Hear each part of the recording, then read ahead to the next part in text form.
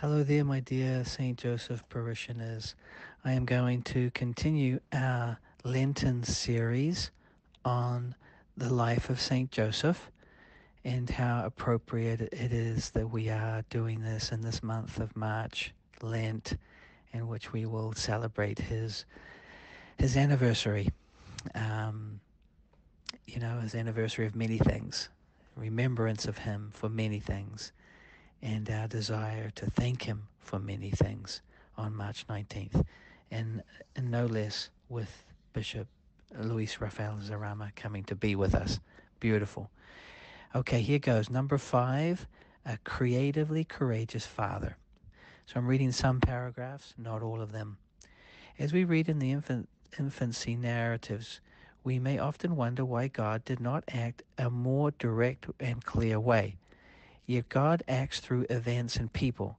Joseph was the man chosen by God to guide the beginnings of the history of redemption. He was the true miracle by which God saves the child and his mother. God acted by trusting in Joseph's creative courage. Arriving in Bethlehem and finding no lodging where Mary could give birth, Joseph took a stable and, as best he could, turned it into a welcoming home for the Son of God come into the world.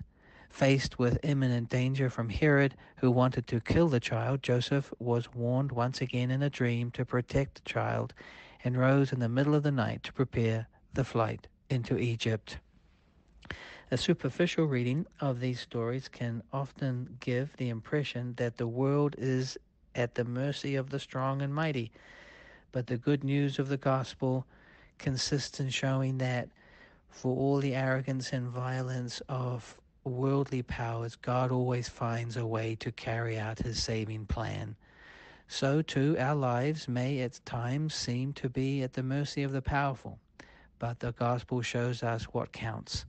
God always finds a way to save us, provided we show the same creative courage as the carpenter of Nazareth, who was able to turn a problem into a possibility by trusting always in divine providence.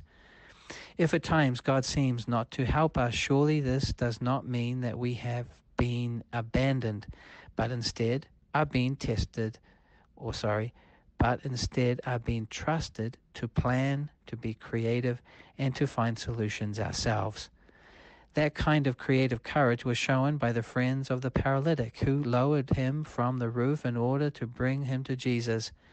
Difficulties did not stand in the way of those friends' boldness and persistence. They were convinced that Jesus could heal the man, and finding no way to bring him in because of the crowd, they went up on the roof and let him down with his bed through the tiles in the middle of the crowd in front of Jesus.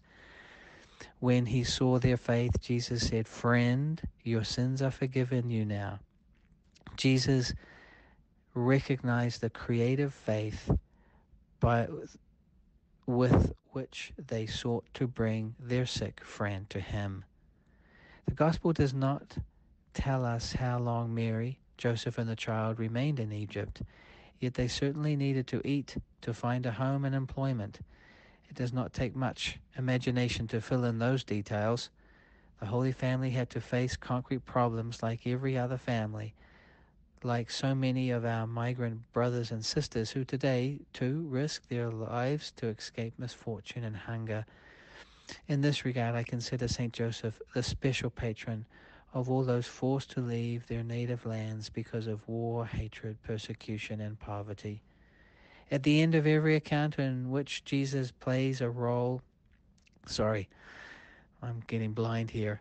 At the end of every account in which Joseph plays a role, the gospel tells us that he gets up, takes the child and his mother, and does what God commanded him.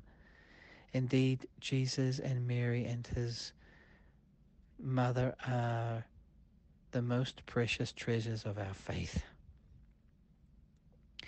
In the divine plan of salvation, the Son is inseparable from his mother, from Mary, who advanced in her pilgrimage of faith and faithfully persevered in union with her Son until she stood at the cross.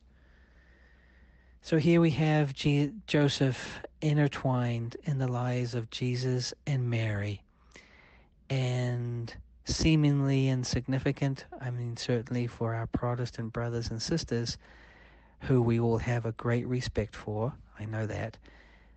Nevertheless, they end up missing out on something so vitally important in the life of the Holy Family, the leadership of Joseph.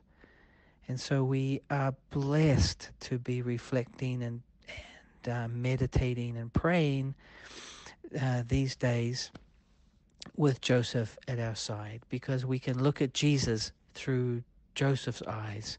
We can look at Mary through Joseph's eyes. And as the Holy Father is encouraging us, we can learn to be creatively courageous in living out our faith in these difficult times. So, right, that's 6 minutes. That's what I'm keeping myself to. God bless you all. Bye-bye.